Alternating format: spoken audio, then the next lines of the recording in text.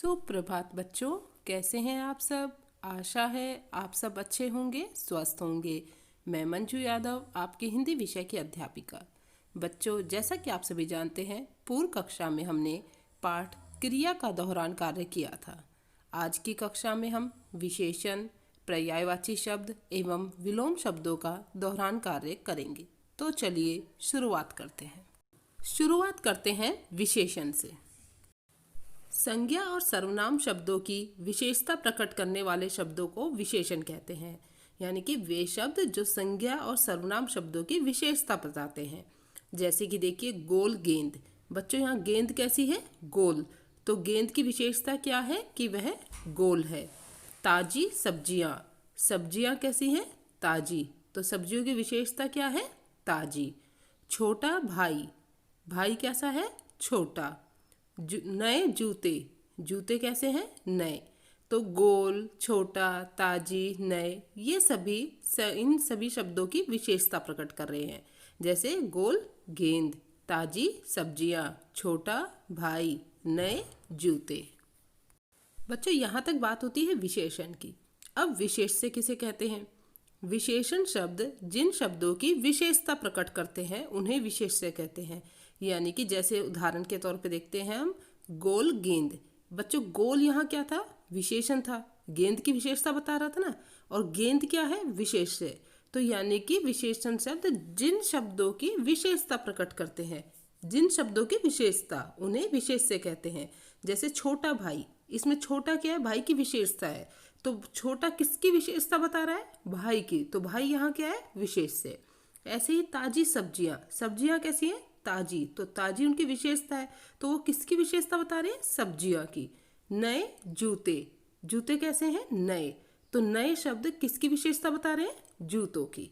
तो आपको आया समझ में? विशेषण शब्द जिन शब्दों की विशेषता प्रकट करते हैं उन्हें विशेष से कहते हैं। विशेषण के भेद। बच्चों, विशेषण के 4 भेद होते हैं। गुणवाचक विशेषण, संख्यावाचक विशेषण, परिमाणवाचक विशेषण, सार्वनामिक विशेषण। चलिए अब इनके बारे में विस्तार से पढ़ते हैं।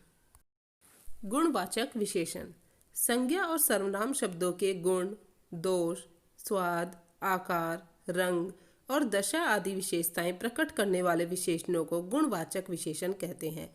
यानी कि बच्चों, संज्ञा और सर्वनाम शब्दों के गुण के बारे में, दोष, स्वाद, आकार, रंग और दशा आदि की विशेषता प्रकट करने वाले शब्द गुणवाचक विशेषण कहलाते हैं। उदाहरण देखते हैं। ईमानदार छात्र ने पर्स लौटा दिया। यहाँ ईमानदार, यह छात्र की क्या है? विशेषता है, उसका गुण है। ऊंची कुतुब मीनार दिल्ली की शान है। ऊंची से क्या पता चलता है? कुतुब मीनार का आकार। राकेश ने नीली कमीज पहनी है।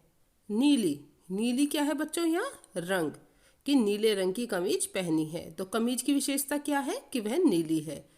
छोटी बालिका खेल रही है। छोटी, ये यहाँ पे दशा है बच्चे की, यानी कि छोटी बालिका खेल रही है। तो बालिका की विशेषता क्या है? छोटी। तो इस प्रकार आपने देखा संज्ञा और सर्वनाम शब्दों के गुण, दोष, स्वाद, आकार, रंग और दशा आदि विशेषताएं प्रकट करने वाले विशेषणों को गुणवाचक विशेषण कहते हैं। विशेषण का दूसरा भेद संख्यावाचक विशेषण। संज्ञा और सर्वनाम शब्दों की संख्या का बोध कराने वाले विशेषणों को संख्यावाचक विशेषण कहते हैं। बच्चों, जैसा कि संख्या शब्द से ही हमें बोध हो रहा है कि यहाँ पर संख्या के बारे में बात हो रही है। तो संज्ञा और सर्वनाम शब्दों की संख्या की, जो संज्ञा और सर्वनाम शब्द है उनकी जो संख्या है उसका बोध कराने वाले विशेषणों को संख्यावाचक विशेषण कहते हैं।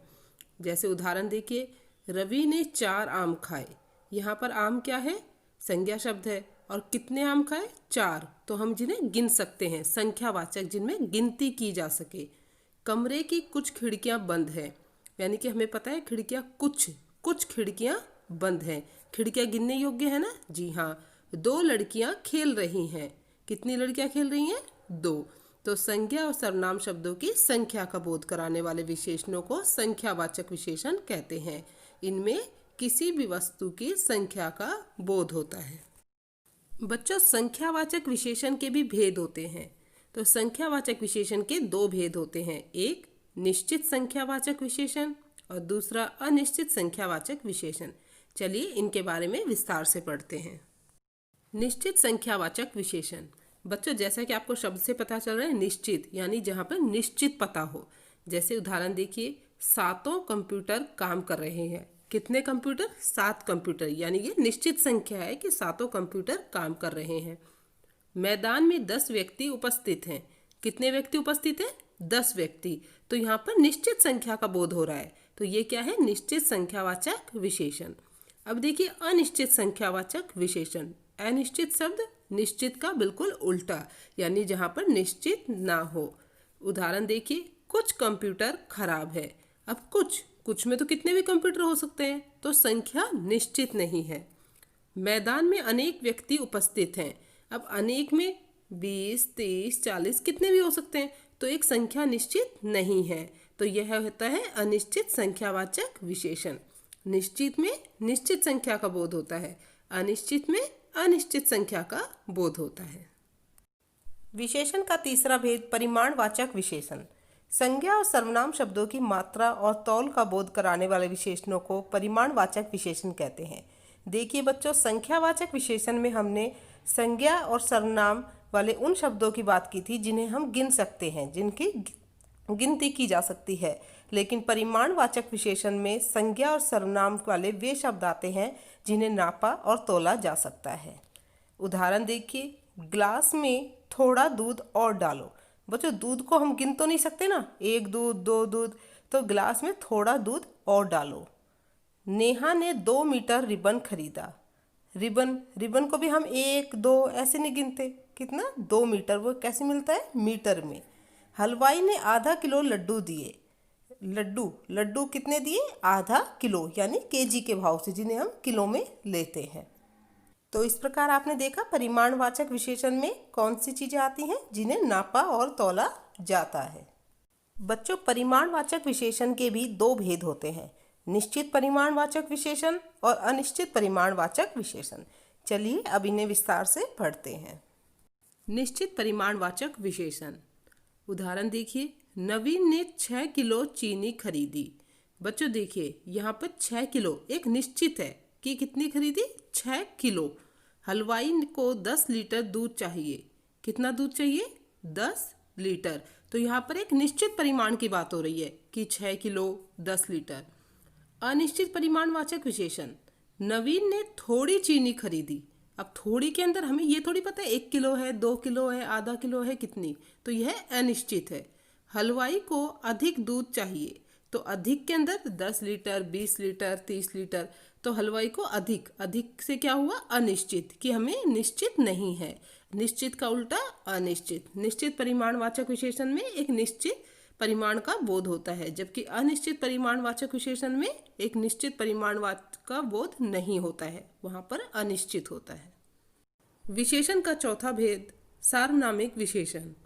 जो सर्वनाम शब्द संज्ञा शब्दों से पहले आते हैं और विशेषण का कार्य करते हैं, उन्हें सार्वनामिक विशेषण कहते हैं। यानी कि वे सर्वनाम शब्द जो संज्ञा शब्दों से पहले लगते हैं और विशेषण का कार्य करते हैं, उन्हें सार्वनामिक विशेषण कहते हैं। उदाहरण देखिए, इस बस में बैठ जाइए। यहाँ बस क्या है बच्चों? संज्ञा है, और उससे पहले क्या आया? इस, जो एक सर्वनाम शब्द है। लड़की, वह लड़की नृत्य करेगी। लड़की यहाँ क्या है? संज्ञा शब्द है, और उससे पहले क्या आया है? वह। यह पतंग सिद्धार्थ की है। पतंग क्या है? संज्ञा शब्द, और उससे पहले क्या आया? यह, जो एक सर्वनाम है। मुझे यह घर पसंद है। घर यहाँ पर क्या है? क्या है बच्चों? संज्ञा शब्द, और यह क्या है? सर्वनाम, जो संज्ञा शब्द से पहले आते हैं और विशेषण का कार्य करते हैं, उन्हें हम सार्वनामिक विशेषण कहते हैं। तो बच्चों, इस प्रकार हमने आज विशेषण के बारे में पढ़ा और उसके 4 भेद गुणवाचक विशेषण, संख्यावाचक विशेषण, परिमाणवाचक विशेषण एवं सार्वनामिक विशेषण के बारे में पढ़ा। अब हम पढ़ेंगे पर्यायवाची शब्द।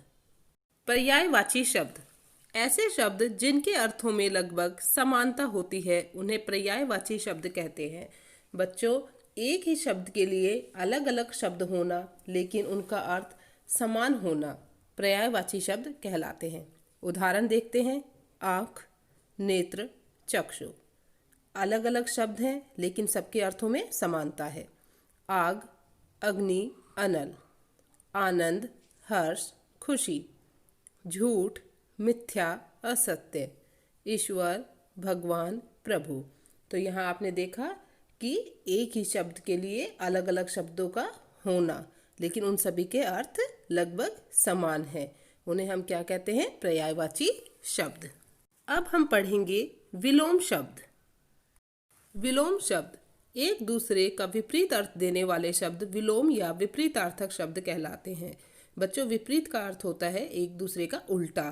तो यहाँ आप समझ गए होंगे कि एक शब्द का उल्टा अर्थ बताने वाले शब्द विलोम शब्द या विपरीतार्थक शब्द कहलाते हैं। जैसे उदाहरण देखिए, पूर्ण, पूर्ण का उल्टा अपूर्ण। शत्रु, शत्रु का उल्टा मित्र। शुभ, शुभ का उल्टा अशुभ। आदि, अंत। तो इस प्रकार आपने देखा कि इन शब्दों के उल्टे अर्थ बता रहे हैं ये शब्द। तो ये क्या है? इसके विलोम शब्द हैं। तो मैं दोबारा दोहराती हूँ, एक दूसरे का विपरीत अर्थ देने वाले शब्द विलोम या विपरीतार्थक शब्द कहलाते हैं। तो बच्चों, आशा है आप सभी को विशेषण, पर्यायवाची शब्द एवं विलोम शब्द अच्छे से समझ में आए होंगे। अब हम बात करते हैं हमारे आज के कक्षा कार्य की। कक्षा कार्य में सबसे पहले हम ऊपर दिनांक लिखेंगे 22/10/2020। पाठ विशेषण, पर्यायवाची शब्द एवं विलोम शब्द। दोहरान कार्य। प्रश्न संख्या 1, निम्नलिखित वाक्यों में रेखांकित विशेषण शब्दों के भेदों के नाम लिखिए। दिवाली मेले में बहुत भीड़ थी। बहुत, यहाँ कौन सा विशेषण है बच्चों? संख्यावाचक विशेषण, क्योंकि यहाँ पे संख्या का बोध हो रहा है। मुझे लाल फूल बहुत पसंद है। गुणवाचक विशेषण। हलवाई ने 10 किलो रसगुल्ले बनाए। परिमाणवाचक विशेषण। उस हाथी पर मैं बैठूंगा। सार्वनामिक विशेषण। 2 लड़कियां गाना गा रही हैं। संख्यावाचक विशेषण। प्रश्न संख्या 2, 2 पर्यायवाची शब्द लिखिए। यहाँ कुछ शब्द लिखे हैं, आपको उनके 2 पर्यायवाची शब्द लिखने हैं।